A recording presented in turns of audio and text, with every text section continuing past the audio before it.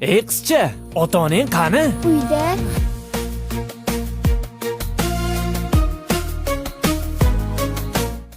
Qo'rqma, qo'lingdagilar og'ir ekan. Yur, uyingga olib borib qo'yaman. Og'ir emas amaki. Yuraqa, yo'ldan muzqaymoq olib beraman. Rahmat. Şu yaşama hevesinin insanların cümlesi.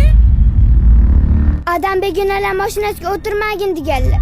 Barakalla, aden to'g'ri aytibdilar. Ma, bu aqlli qiz bo'lganing uchun. Rahmat amaki. Faqat shokoladni yo'lda yeb olgin, a? Xo'p bo'ladi. Qizim, senga do'konni oldida qimirlamasdan kutib turgin dedim-ku. Begonalar bilan gaplashmasdan keldim. Qo'lingdagi nima? Yaxshi amaki berdilar. Juda ham yaxshi amaki keldi.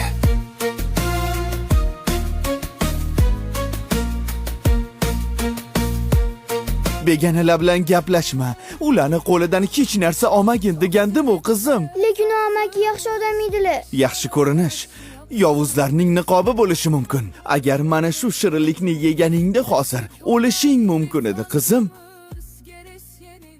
Unutma bolam. Bu yolg'on dunyoda hammagam rost gapiravermaydi. Sen esa menga keraksan.